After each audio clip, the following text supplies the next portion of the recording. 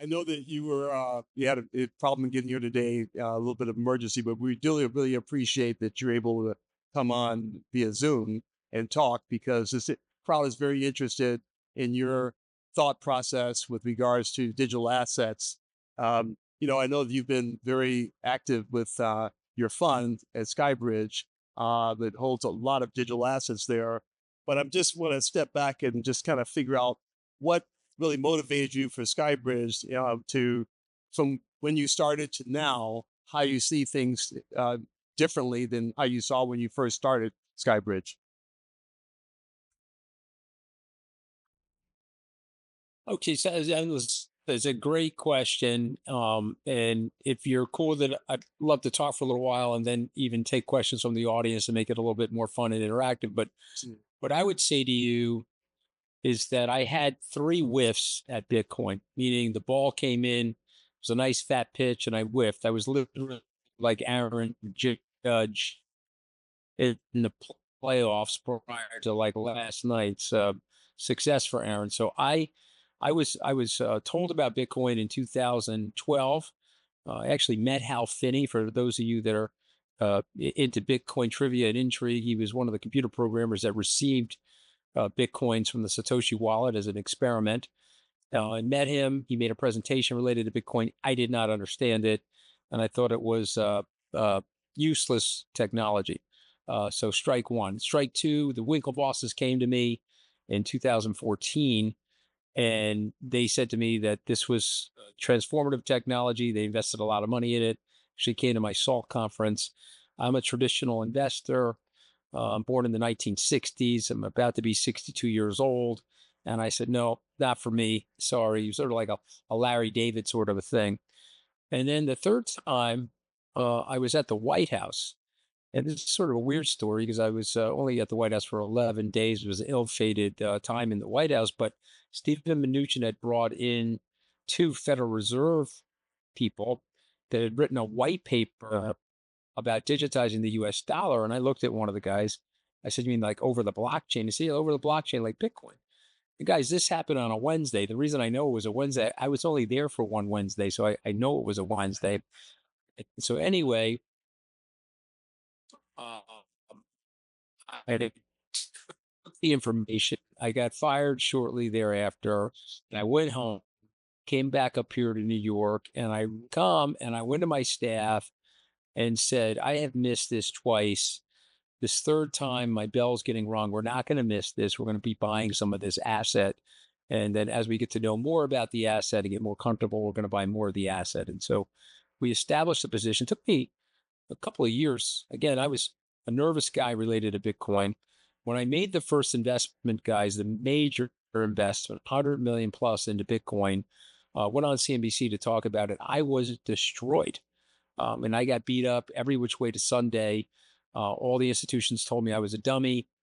Bitcoin then went from 16,000 when I bought it to 69,000 in November of 2021. I went from dummy to genius. And then, of course, it went from 69,000 to 16, and I was back to being a dummy. But I tell this part of the story because you either saw it or you didn't see it. And we saw it, we stayed in there, and we're here today with Bitcoin over $120,000. So the next thing that we're seeing is what you're working on, which is why I'm excited to be your organization of both liquid and illiquid products on Wall Street, in the real estate industry, collectibles, et cetera. And so, 5 years ago, I said, okay, we're going to buy Bitcoin. But today, as a stakeholder in digital assets, we're moving into infrastructure and tokens and things that we believe are going to be part of the rail system of the future of financial services, transactions, et cetera. You still have a very large portfolio that's allocated towards Bitcoin. I think personally, you have about 70% of your wealth invested in Bitcoin. I'm just wondering, with all this going, more than that now, with all Yeah, this. because, here, but let me just explain it before you ask the question. So if you start here and Bitcoin goes 6 to 1, it does this to your portfolio. It's sort of like it sort of eats the entire pizza of the portfolio. So I'm probably almost 80% of my assets, me personally, are in Bitcoin. And I haven't sold a Bitcoin, nor am I going to sell a Bitcoin. And so, if it goes down, it goes down, so be it. I mean, I've got enough money outside of Bitcoin where the family will be just fine. But my attitude is this is a transformational, once in a lifetime technology. I got some props behind me, some extra show. I wrote this book last year with Michael Saylor's help called A Little Book of Bitcoin. What you need to know that Wall Street's already figured out, and I'll just make the statement about this. This is going to the market capitalization of gold. It's not going to get there today or tomorrow. Over 10 years, it'll get there. And so therefore, don't sell. If you own your Bitcoin, don't sell it. If you think you're late to Bitcoin, you're not. You're still early. But yeah, no, it's eating the rest of my portfolio. It's doing this to me. But go ahead, ask the question. So what keeps you up at night based on the holdings you have and what you just described? What do you worry about with interest rates where they are, the economy where it is? I mean, what keeps you up at night? So James Mattis, who I worked with when I was in the White House, actually visited him in Afghanistan on a troop support mission. He was a defense secretary, and that was at a time when we were still calling it this Secretary of Defense. So we'll call him a defense secretary. He once said, "Nothing keeps me up at night. I make other people stay up at night. I make other people worry about me." I thought it was one of the best lines ever. I Well, I'm wondering if there's a didn't way. actually say that to you. There are three things that keep me up at night. What's that? What's that? Go ahead. Three things. I want to hear that. Okay. So the three things that keep me up at night, number one is the health and welfare of my children and loved ones. I do worry. I'm a little bit of a worrier. Your money manager, a worrier. Second thing keeps me up at night is the debt.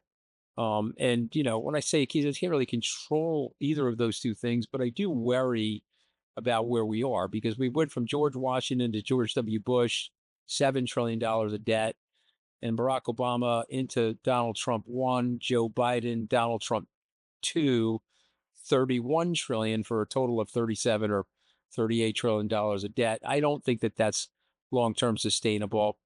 And so weirdly, if Bitcoin goes to $1 or $2 million a coin, it means that we're having a dollar crisis or we're having what now institutional investors like JP Morgan are calling dollar debasement. And so we certainly don't want that to happen because that'll be absolutely devastating to lower and middle income families. That'll be incredibly disruptive to labor markets, et cetera.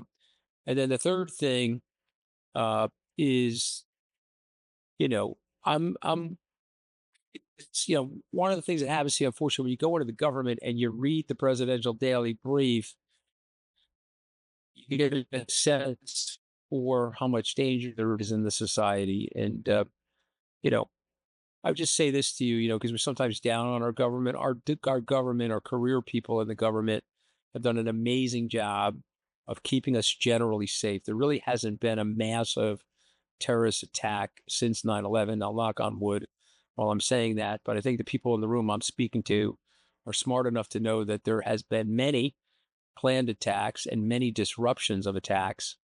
And you know, look, there's danger in the world, and it's more than just the obvious things like what goes on right now in Gaza or the Ukraine. And there's existential danger. But those are the three things. I don't necessarily know. It's more health and safety issues for somebody like me. You mentioned your portfolio again with the Bitcoin, and you also mentioned what keeps you up with regards to interest rates and the debt. I'm just wondering, if interest rates and debt get worse, probably means that Bitcoin is going to go higher in value. But I'm just wondering if you thought about real estate as an asset class that can actually help hedge against your Bitcoin by kind of locking in a certain value, especially if the real estate's earning income. Have you had any thoughts about that as a strategy? So, I mean, at SkyBridge, at our level, we don't have a lot of real estate, hardly have any real estate, to the extent there may be some in some of the funds that we've allocated capital to. But I have a reasonable amount of real estate myself as a hedge, meaning I own personal properties and commercial properties out here on Long Island that are income generating, and they do exactly what you say. They offer a store of value, and they offer a variability away from Bitcoin. I think I'm not a righteous pundit. Let me put it that way. Meaning, I have a view on Bitcoin. I think I'm right. I have been humbled by life and humbled by markets, and so I know I could be wrong. And one of the aphorisms that I've learned in a 40-year career that I've had on Wall Street, this can't happen. Generally does happen. And so you have to be prepared for that. So having a real estate hedge or having income producing properties that offer some level of financial income, financial stability, but also inflation hedge. I mean, this is the thing I worry about, guys. You're asking me about my worries. Lower and middle income people have very little assets. If you gave somebody like my dad, who was an hourly worker, and you said, okay, you're going to put in this amount of time, we're going to give you $1,000. Okay, that's great. But then we're going to create 8% inflation. So now the $1,000 is only worth, its purchasing power is only $920. Well, if he doesn't have assets to protect him, you just stole his time, you just stole his energy, you stole his labor. And it's a really unfair thing. And it's made a lot of people angry in America. There is a reason why lots of Americans are moving towards populism, they're moving towards socialism. There's affordability issues because of the way we've weakened and we try to monetize our debt through inflation. So to me, yeah, if you own assets like real estate, guess what's going to happen? The nominal value of the real estate is going to go up, and you're going to be protected by that. And I That's often tell this story, so I'll share it with you guys. In 1987, Calvin Klein, the famous fashion designer, he bought a house in the Hamptons. He bought the DuPont estate for $3.8 million. About 5 years ago, just before COVID, he sold that estate for $80 million. And, he was hedged. Is that if you own real estate, great real estate in great locations, no matter what's going on with the fiat currency,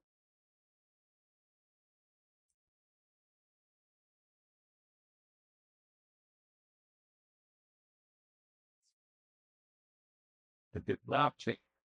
no, that's really good stuff. And that Hunter, can you hear me again?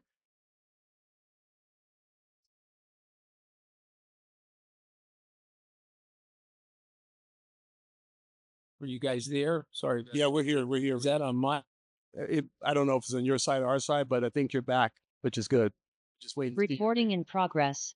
Okay. Okay, Sorry, there you I don't know what happened there, guys. But my Wi-Fi is generally very good here. I've got my thing hardwired into the router. So It might be on our side. We're here at the Rivington Hotel, and maybe the Wi-Fi may be a little spotty today. But I think what you were just talking about was the hedging with real estate, and I've just got a couple questions. I mean, I see a lot of people borrowing against their Bitcoin to be able to do different things, whether it be buy Ferraris or buy vacation homes or whatever. And the interest rates for borrowing are, somewhat high, sometimes between 8%, 15%. First question is if a lender were to be able to loan against Bitcoin, knowing that the proceeds is going to go into income producing real estate, and would they give a lower rate of interest for the loan, in your opinion? now I would say no. If you ask me that question over a 1 to 3 year period of time, I would say yes. I would say that the regulations and the clarity and the bills that need to be passed in the Congress and sort of the guidance from banking regulators and the SEC probably need to be enhanced and probably need to be made more commercially available to Bitcoin holders. The greatest irony of all, and I am enjoying this, by the way. I have a year-end price target for Bitcoin for 150,000. J.P. Morgan, where Jamie Dimon has said that Bitcoin is a decentralized Ponzi scheme, has a year-end price target 165. Moreover, you could take your IBIT shares, your BlackRock Bitcoin ETF, put them up at J.P. Morgan, and for collateral, they'll give you 25% LTV, and that's a straight up margin loan with just a couple hundred over LIBOR. So to me, you can get a fair lower interest rate loan if you're wrapping it that way. But I think in general, those loans are not going to fully start happening for a few years until you have more regulatory clarity. If you ask me the normative question, would I be willing to loan at a lower interest rate on something that was secured by real estate? The answer is yes. And I really do think that that's the opportunity. And what I love about what you guys are doing is you're building towards that. You see the future is just around the corner. And so you're trying to create the system to create that opportunity for yourself and your clients. Yeah, we think the strategy, and I'd love to get your opinion on that, is that if you can borrow against your Bitcoin to buy real estate, and the bank or private individual gave you a loan that, let's say it's at 6 to 7% because you're buying a piece of real estate, and the real estate is paying you 8 to 10% in terms of income dividends, you now have a positive arbitrage with regards to that transaction. You now have two assets that are growing in value, and then the positive arbitrage can actually be used to buy more Bitcoin. What's your thought on that? I like it. I think long term, that's a long term strategy that would work. I guess the only thing I would say about that strategy, and I'm sure you guys have built in something for this, is that you have to recognize that Bitcoin is still in early adoption. And so it has more volatility, has more native volatility than mature assets. Like if you look at the volatility of the S&P, look at the volatility of Bitcoin, Bitcoin is more volatile. And so it won't always be that, by the way, as it scales. Remember what Amazon did. Amazon dropped 50% in value 8 times since its public offering in May of 1997. It went down 90% in March of 2000. And yet now Amazon is part of the S&P complex, the Mag 7. It has a way lower volatility than it did 15 or 20 years ago. So Bitcoin's heading for lower volatility as it gets adopted, but it has higher volatility right now. So you guys have to weather that. You have to figure that into the matrix so that you have your collateral is shored up enough. There's enough defensive collateral in Bitcoin to be buying these income producing properties. But aside from that, I think it's a good strategy. With the Genius Act that has just passed, and now we have a U.S. backed cryptocurrency, are you still having, or do you have any challenges in terms of getting some of the people in the SkyBridge Fund who are more of the older demographic to buy in more so than the younger demographic that you have in your fund? No question. I've lost a good part of my own demographic. I would say to you that I'll provide some evidence for you guys. If you go to Morgan Stanley, they surveyed their clients. 98% of their clients have zero Bitcoin exposure. So I'm going to repeat that. Okay. 98%. You guys are in the industry. I'm in the industry. We're talking to people that are in the industry or at least thinking about being in the industry. But 98% of the people, remember, the money in the country is really for people 50 plus. Younger people do have money. I'm not saying they don't. And they're about to inherit a big swath of money eventually from the baby boomers. Although if you ask me, I don't think Nancy Pelosi or Chuck Grassley are ever going to die. And I think they'll be in the Congress for the next 100 years. I mean, we got to be nice to the planet, guys. We're leaving it to Nancy Pelosi, Willie Nelson, Keith Richards, and Chuck Grassley. But other than those people, the baby boomers are going to drop a lot of money into younger people's hands over time. And younger people are going to want to buy tokenized assets. They're going to want to use their Bitcoin to leverage it or borrow against it to purchase income producing properties. And Bitcoin will become more standardized. There's a 32-year-old somewhere right now, in 10 years, going to be 42, and they're going to have more money and more responsibility, and they're going to own more Bitcoin. And just imagine when that person is 50, 20 years later. We're entering into a Bitcoin world, whether we can fully accept that or not. We've reached escape velocity, and a result of which, a corollary to that, there's going to be assets tokenized on chain. It's going to make it easier for people to transact in them. It's going to create fractional assets, whether it's art or collectibles or, frankly, income producing real estate. There's a lot of things that are coming as a result of this technology. And, I'm excited for you guys because you're at the cutting edge of that. Well, so this means that you're kind of going after that next gen to be future clients of your fund. I'm just curious, what are you kind of telling them in terms of potential strategies or ways to get them more excited to invest in your fund? So I'm a little bit I'm a little bit of a different stage in my career. So I have really stopped soliciting people for our funds. We've got great performance. And my attitude is right now at this stage in my career, I like the positions. The firm, I would say of the 3 billion in assets that we have, the firm's balance sheet is just over $300 million. And, so me and my partners are probably keen on managing what we already have. Having said that, the proposition that I tell people is that we're in assets that we believe over the next 5 to 7 years can 10x. And we think we can do that with some volatility, certainly some itinerant risk, because I am worried about exogenous macroeconomic things that happen in the world. But generally, long term, we love the trajectory of what we have. One of the hardest things to do as a money manager is to do nothing. So I'm going to repeat that. One of the hardest things to do as a money manager is to keep it simple and do nothing because we want to prove our intelligence and our smarts to our clients. So we sometimes create a lot of churn. And I think I've gotten my account base to be conditioned to our behavior and what we're doing, and they're generally happy with it. I wish I had learned this earlier in my career, and I'll share this insight with you.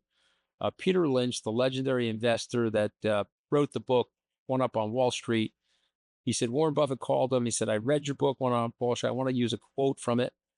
And Lynch said, "No problem. What quote do you want?" He says, "I want the quote about when you're selling your winners, you're cutting off the roses in your garden and you're putting water on the weeds." And that's something that Peter Lynch said. And when he got off the phone with Buffett, he said, "Wow, he just found the one weakness in my investment strategy my whole life. I sold things too quickly. I had a great winner. It went 2 to 1 on its way to going to 15 to 1. You could have sold your Microsoft any time over the last 15 years and had great success with it. But man, did you miss a big quantum move in Microsoft, or that would also include Amazon, Nvidia, et cetera. So there's something to be said for holding great assets. And that's something that you guys know this, but it's worth repeating. You have a great piece of real estate, hold on as long as possible because great real pieces of real estate are very hard to replicate. The location, quality of the building, the economics from the building, et cetera. Amen on that. We're going to get a few questions from the audience. I think some people are interested in asking you a few questions before you wrap it up. Great. So let Great. me ask the question. I'm going to repeat it and let you answer it. Any question? Yeah, the audience? Yeah, that's good.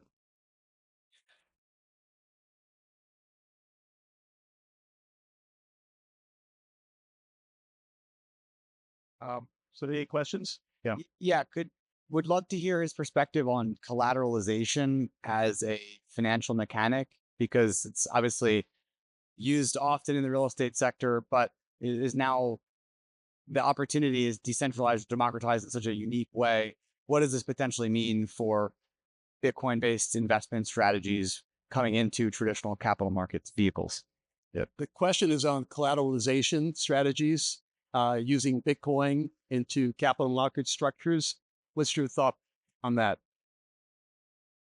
So I just want to make sure I understand the question, meaning when you say using Bitcoin in capital market structures, you mean having bond-based Bitcoin denominated bonds or commercial paper or something? What do you mean by that exactly? Is there an opportunity to use Bitcoin as a collateral or to post as collateral to then invest in Collateralizing the Bitcoin to be used to buy other types of capital market investments. Yep. Yeah. Okay. Yep. I understand it now. Yeah. So I think that that's coming. I think that's going to be one of the things that's coming. I think you're going to see commercial paper. There'll probably be dollar denominated in stable coins, but commercial paper using the rail system of Solana. I think you'll see collateralized bonds in Bitcoin, which are going to then be used to buy other assets.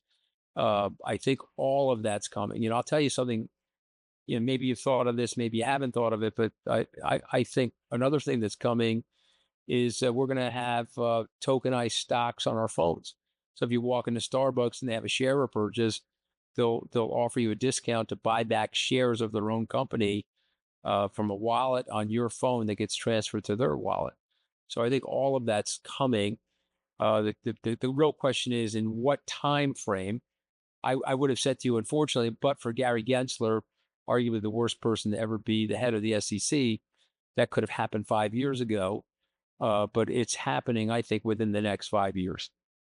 I agree with you totally. And, you were saying that Bitcoin is going to continue to increase in value. And we all kind of believe you with that regard. And as all assets are starting to move towards tokenization, you said stock market, we're talking about real estate. We're already seeing treasuries and money market funds. I would imagine that if a person's going to hold their Bitcoin, they're going to have to put that Bitcoin to work in order to get gains on top of the capital gains of the Bitcoin. They're going to have to put it to work in order to make income. What are your thoughts on how that's going to work?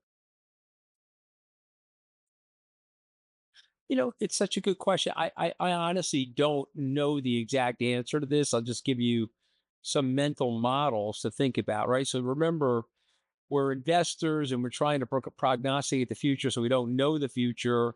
So we're like, okay, here are the mental models to think about. And so for me, I would say that Bitcoin becomes digital gold. It gets to a market cap of gold. If you're a holder of Bitcoin and you're smart enough to enter the space, then I would enter it now because I think it's very early. If I said to you, look, Bitcoin should trade to market capitalization of gold, it's it's $1.4 million a coin. You're able to buy Bitcoin at a 91% discount right now. And so then all those things that you're talking about, I think eventually unfold as Bitcoin scales, the tokens around Bitcoin, the layer one technology scale, and then those products that you're talking about and the opportunity set inside those products start to unfold. This is one of the most unique stories in our economic history. Usually the institutions create this, the banks create this, and then the retail catches it at the last minute. This was actually created in like a dark laboratory of lunatic retail investors, and it caught on, and it frankly reached escape velocity, and now it's knocking on the door of the institutions and the banks. And so it's sort of a weird thing because when you look at the demography of ownership, and you look at the wallets, the big institutions don't own it. And if the big institutions start wading into it, then what you're suggesting, all of those deeper markets and all of the applications that you're talking about will start to happen. So said differently, a rising Bitcoin tide will lift a lot of product boats. Very true. Any other questions, Sue? There's a microphone back there. Just Is it on? Yeah, go ahead. Okay. Yes, I have a question. What's your Bitcoin price prediction by year end 2025? What's your Bitcoin price prediction by year end 2025? Yeah. Yes. That's the question. Yeah. Well, I mean, so I'll tell you, SkyBridge's price prediction, it's up at 150,000, which is probably a 20% move from here. They'll make you laugh. My colleagues called me this morning. I guess JP Morgan came out with a $165,000 price prediction, and they're like, Mooch, how could we be below JP Morgan? I mean, we got to raise our price prediction. But I don't know. I think it'll be probably north of 150.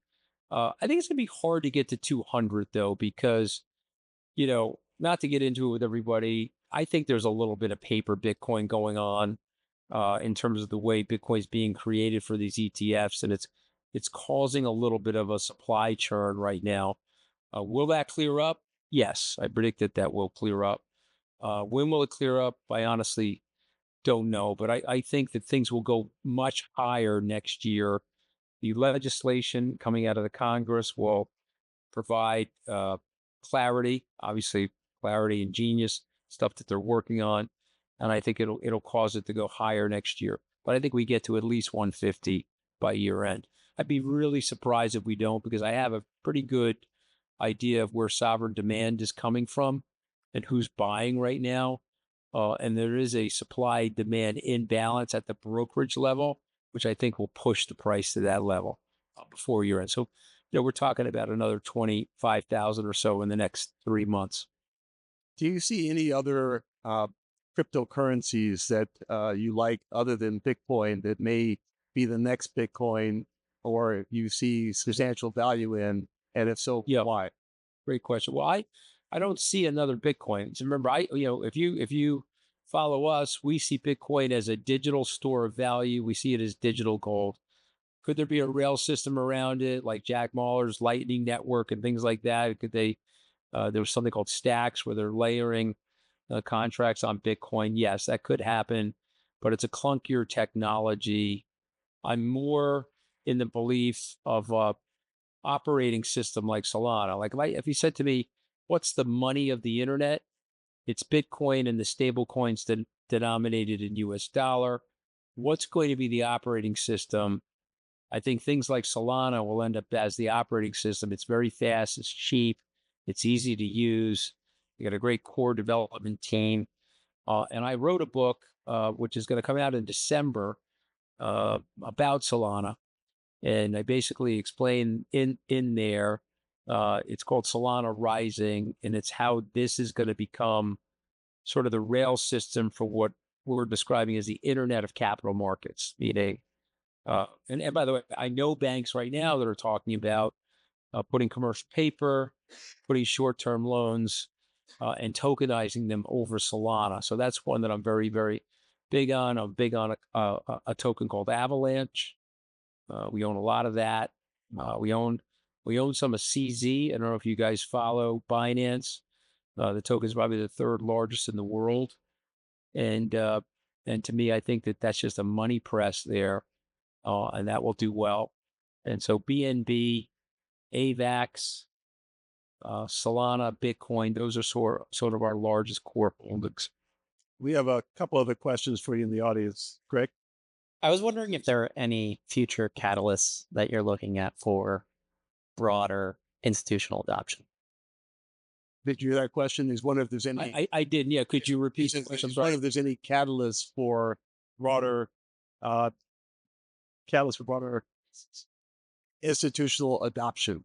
Catalyst for broader institutional adoption. Great. So it's a great question, and I would answer the question with two catalysts. One is legislation, and let me say legislation plus SEC guidance. And so some of you may know that I'm very close friends with Paul Atkins, the SEC chair, and he came to our crypto conference in Wyoming back in August of this past year. And he was laying out in a speech what he wants to do in terms of creating clarity around building the infrastructure and the ecosystem of the future of Wall Street and capital markets. So when those things are super serious, lots of people will be green lit into this. The second thing is sort of something I would say from my Wall Street experience, and that's the selling cycle. And so BlackRock puts an ETF together in January of 2024. They wait a bit. They've now marshaled about 10,000 wholesalers and institutional consultants to go into the airspace and to sell the product. It's the most successful launch and the largest, most profitable ETF in the history of BlackRock. I just want you to imagine how much more they have to go, and how that selling process is grinding through some very, very large institutions, and we think will start dropping big allocations into Bitcoin. And my guess is they'll do it through an ETF, because the ETF is pretty clean, fairly low cost. They've got a lot of backup systems to protect the Bitcoin. And so, I think 26, as good of a year as 24 was, and 25 seems to be, I think 26 is probably going to be the big year because all of that stuff is converging at the same time. I agree with that. One other question. Yep. Talking about things that keep them up at night, the possibility or maybe probability of quantum. Yes, probably going to have to repeat it. I can't hear. Yeah, I'll repeat. Yeah, quantum computing penetrating those encryption, firewalls. What seems to me that would be, keep me up at night. He says things that keep you up at night, quantum computing that are challenging the, so I'm sorry, Encryption. there's the encryption of the crypto itself. Yep. So so incidentally, not one of the things that keep me up at night. The other things that I mentioned, they're more exogenous, and but the quantum computing does not keep me up at night. I'm not a quantum computer programmer. Maybe I'm saying that from naivete, but I don't think so because we spent a lot of time researching this. Two of my partners met with Michael Saylor and a group of Bitcoin core developers in Paraguay about 8 months ago. And we went through the protocols necessary to protect the network and to defend the network from quantum computing. And so since you guys know about the network, you know how the network can defend itself, you can match the quantum computing with quantum encryption. And I believe that will start to happen over time. And so, the problem is really probably 10 years out. I think we are in the Bitcoin community, the bigger players in the Bitcoin community, working on developmental tools to defend the network against something like that. And so I'm not worried about it. I want to say this with the following caveat. I've been humbled by life and markets. So, of course, I'm worried about it, but not at the scale of some other things. I think we've got that one pretty much under control. And so, I don't want to say that arrogantly, of course. So we're working hard on it, but it's just not something that we think we understand. One last question. Go ahead. Um, The question is around, again, Bitcoin. You mentioned next year you're expecting Bitcoin to go up. Oh, as you know, since Yes, I didn't hear any of that. I'm sorry. Sorry. A little chop.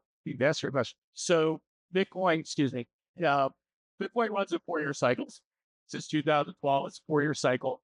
Next year, you mentioned earlier that you expect Bitcoin to go up. Next year is scheduled based on your 4-year cycle since 2012 for Bitcoin to go down. What is your opinion on just the natural cycle to date of Bitcoin, knowing that everything is stayed between ETF inflows and everything else?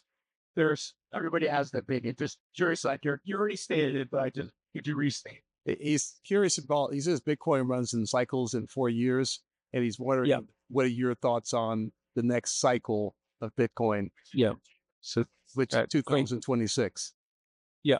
So it's a great question. And so you remember we had a halving last year. And so we're expecting to have another halving at the end of 2028. And so if you go from the cycle, if you take the 14, 15 years of Bitcoin and you just slice through rolling 4-year periods of time, you typically get in the third year of Bitcoin a fairly big run up. And then you get a sort of crashing market, 25 to 30% downturn. The big dilemma, the big intellectual dilemma right now is that going to happen? Because some would say that the demand for Bitcoin now has gone exponential.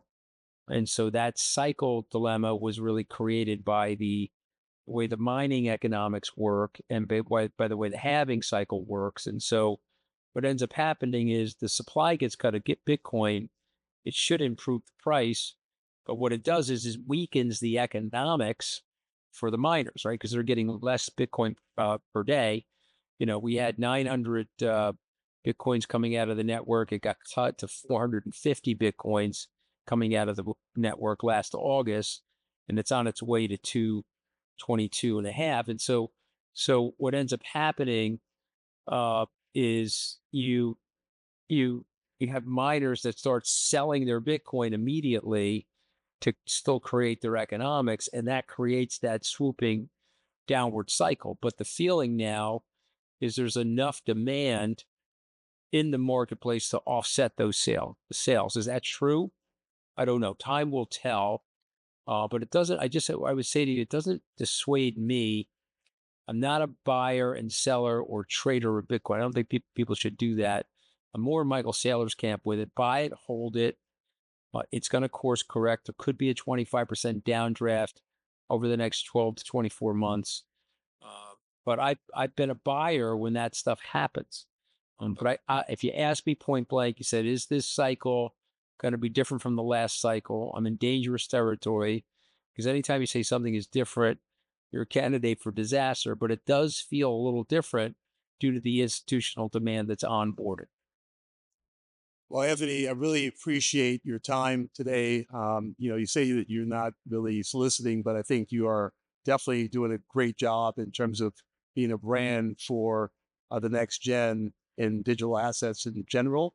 And I think you're a catalyst for digital assets moving forward with all the speaking that you're doing publicly and what you're doing today. So I want to thank you for coming here and sharing your time with our audience today.